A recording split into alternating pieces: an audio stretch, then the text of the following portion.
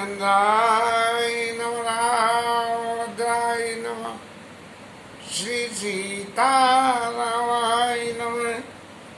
कुशुंडी महाराज को आशीर्वाद इतने आशीर्वाद मिले लोगों से कि 3 दिन हो गए उन आशीर्वादों को मिलते हुए। आज तीसरा दिन है और अभी तक भी दे रहे हैं इसकी चर्चा।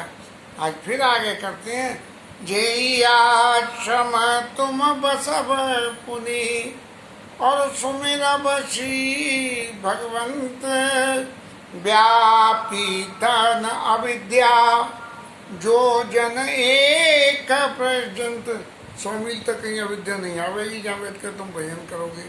हे भगवान, ये तो आशीर्वाद देने की तो हद कर दी कि ईश्वरी पद को छोड़ के बाद बाकी सब तरह के भगत को आशीर्वाद कर दिए। और क्या कही? काल कर्म गुण, काल कर्म गुण ज्ञान और स्वभाव। काल कर्म गुण ज्ञान स्वभाव कछु दुख तुम्हें न व्यापी काऊ। अब काल कैसा भी हो, खराब से खराब हो, वो भी नहीं व्यापेगा। लो भैया, कर्म तुम कैसे भी खोटे कर लो वो भी नहीं व्यापेंगे। गुण कैसा भी ले लो, अब गुण ले लो वो भी नहीं व्यापेगा। इनका दोष कोई। और स्वभाव जनित जो दोष होते हैं वो तो सबसे ज़्यादा परेशान करने वाले होते हैं, तो वो भी नहीं। अब मुझ पर बेईमानी नहीं झेलती है, कोई मेरे सामने बेईमानी करे तो मैं तो एड़बेड़ बोल देता हूँ बस। या ईमानदारी न बरते, भाई जो कहना वो कहे, घुमा फिरा के मत करे। तो अरे तो ये जो काल कर्म गुना दोष स्वभाव कछु दुख तुम्हें न व्यापी काऊ। इनका कोई भी किसी तरह का दुख नहीं व्यापेगा कि किसी को जाके महाराज आप अपशब्द तो बोलिए आए तो भी आपको लौट के कुछ भी नहीं लगेगा। लेकिन ठाकुर जी के जो भगत होते हैं और जिनके पास ऋषियों के ऊपर आशीर्वाद होता है वो कभी कुमार्ग पे जाते ही नहीं है, हमेशा सन्मार्ग पे ही चलते रहते हैं। राम रहस्य ललित विधि नाना। भगवान राम के जो रहस्य या भगवान राम के जीवन से जुड़ी हुई वो बातें जो बिल्कुल सामने नहीं आती हैं और गुप्त प्रकट इतिहास पुराना। वो बातें जो पुराना इतिहास है और गुप्त है, अब किसी को मालूम नहीं है। तो बिनु श्रम तुम जानब सब काऊ नित बिनु श्रम तुम जानब सब सो और नित नव प्रेम राम पद हो। महाराज आप जो है सबको जान जाओगे भगवान के लीला चरित्र के क्या क्या रहस्य। अब भगवान के लीला चरित्र के रहस्यों को भगवान जी एक जन्म की तो कथा है नहीं। अनादि जब से सृष्टि हुई है तब से भगवान जी ने कितने चरित्र रूप स्वरूप सब धारण करते रहे और सब तरह के कर्म करते रहे, तो उन सबको भी तुम जान जाओगे। और इस सब के अलावा एक चीज और हो जाएगी, क्या कि नित्य नव प्रेम राम पद हो। और भगवान के चरणों में नित्य नया प्रेम होगा। अब एक बात यदि सोचें कि भैया प्रेम तो प्रेम होता है, लेकिन ये नया प्रेम क्या है? थोड़ी भौतिक दृष्टि में जरा चलें। ये तो बातें आध्यात्म की हैं, लेकिन इन आध्यात्म की बातों को समझने के लिए थोड़ी सी भौतिक जगत की बातों को जरा निगाह करें। एक माँ अपने पुत्र को, छोटे बच्चे को प्रेम करती है, सब तरह से उसकी रक्षा करती है और सब तरह से उसके मन रखना करता है। ये बालक के प्रति माँ का प्रेम है, या पिता का पुत्र के प्रति प्रेम है, या पत्नी का पति के प्रति, पत्नी का पति का पत्नी के। ये है प्रेम। और नित्य प्रेम, नित्य प्रेम क्या हुआ? नित्य प्रेम वो हुआ कि भाई हमारे पति को जे पसंद है तो ये बना दें, इस तरह का व्यवहार पसंद है तो इस तरह से करें, ये करूं पसंद है तो इस तरह से करें, हमारे बच्चे को ये पसंद है। ये हुआ क्या हुआ? प्रेम। और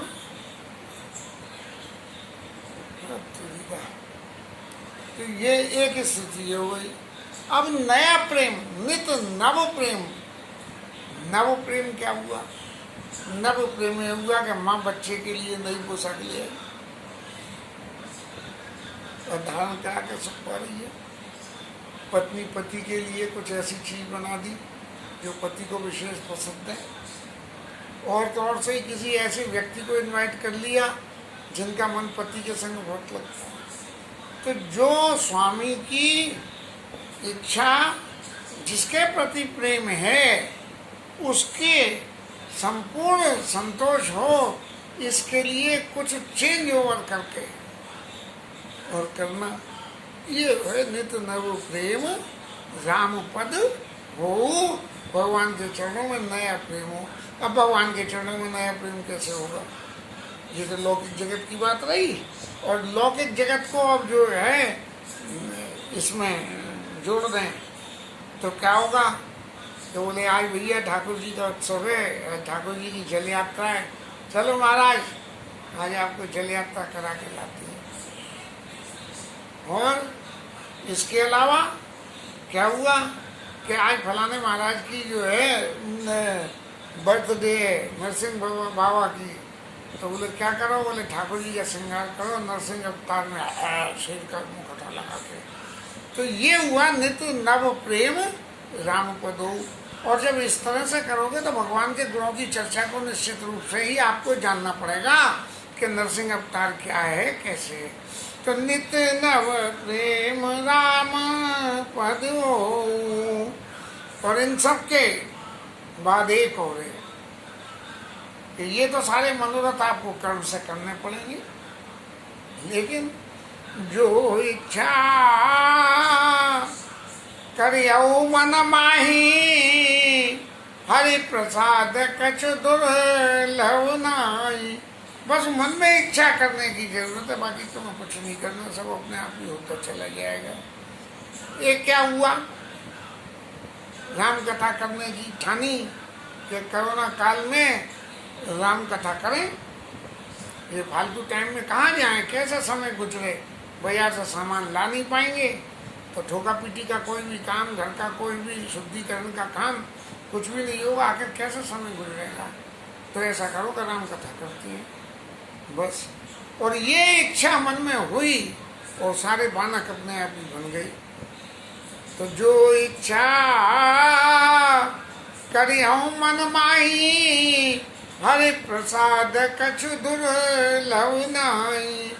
कोई व्यक्ति आके आपसे ये कहे कि बाबूजी आप फलाना व्यापार कर लो, उसमें पैसे कम जाएंगे, आपकी कोई कामना नहीं थी, लेकिन हरि प्रसाद भगवान का प्रसाद हो तो ऐसे ही कोई आ जाता है और आके कहता है कि जे व्यापार कर लो, जे खरीद लो, जे रख लो, इसके घर संबंध कर लो, इसके घर से ये सामान ले आओ, इसके घर से भागवत कथा सुनी आओ, इसके घर हरि नाम कीर्तन कर आओ।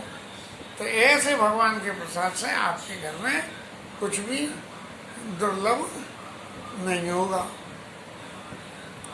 अब जहाँ तक ये इस राम कथा की बात है, हमारे रामलला बेचारे अब तो चले गए करुणा महाराज की बलि में। हमारी बड़ी इच्छा रही कि उनके घर में एक दिन जाके हरिनाम कीर्तन करी आए, क्योंकि बाबूजी के संग उनको विशेष लगाव था और जो कुछ भी था कभी कभी मेरी रिकॉर्डिंगों को सुनते भी थे। लेकिन हरि प्रसाद कछु दुर्लभ नहीं। अब उन्हें दुर्लभ नहीं था, जब मुझे दुर्लभ था कि उनके घर जाके मैं सुना, तो वो मौका कभी नहीं मिला। सुनो मुनि आशीष सुनो मत धीरा।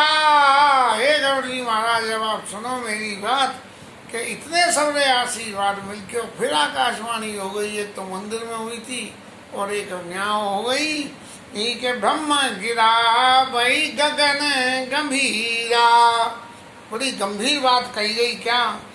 एवमस्तु तव बच मुनि ज्ञानी यह मम भगत कर्म मन बानी।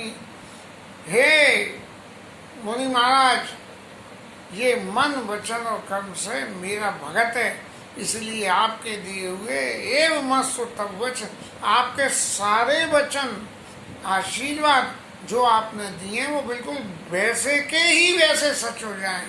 इसमें किंचित भी लेश मात्र इधर से उधर या उधर से इधर नहीं हो। क्या बोले भैया फलानी जगह जाना था, 9 बजे पहुंचना था। बोले पहुंच तो गए, रास्ते में धक्का खाते हुए पहुंचे रात के 9 बजे।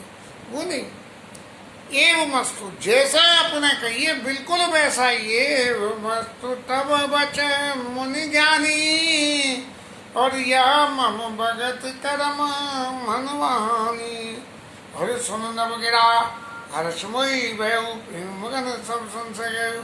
अब तो महाराज मेरे मन के सारे संशय मिट गए कि ये महाराज इतनी सारी बातें कहते चले जा रहे हैं, कहते चले जा रहे हैं। आखिर इनके इतनी सारी बातों को इतने वरदान देने की, इतने आशीर्वाद करने की ये महाराज लोगों शिष्य कह रहे हैं, क्या ये सबरी बातें मेरे ऊपर लागू होकर सच हो जाएंगी? मुझे तो खुद ही ये संशय हो गया कि भैया क्या हुआ। लेकिन जब आकाशवाणी हुई तब प्रेम मगन सब संशय गए, तब मेरा जाकर सबरा संशय मिट गया कि अब तो आकाशवाणी हो गई, अब कुछ नहीं। ऋषि महाराज ने जो भी आशीर्वाद कराया वो सबरा का सबरा करे बिन ती मुनि आयशु पाई पद सरोज पुनि पुनि सिर नाई।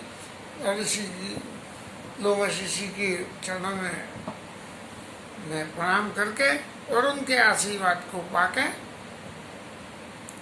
और मैं वहां से विदा करा के चल गया। और फिर क्या हुआ महाराज? हर्ष सहित आश्रम आयऊ प्रभु प्रसाद दुर्लभ बर पायऊ। जब आप इसी आश्रम में जहाँ आप विराजमान हो महाराज, वहाँ से फिर मैं इस आश्रम पे आ गया और देखो भगवान की कृपा से ऐसा दुर्लभ वर प्राप्त हो गया जो किसी को मिल ही नहीं सकता है। भजन चाहे जितना कर लोगे, कायल कर्म स्वभाव गुण दोष कुछ लगेगा नहीं, समय का प्रभाव तुम्हारे ऊपर नहीं होगा, जन्म का शरीर रखने का प्रभाव तुम्हारे ऊपर नहीं होगा।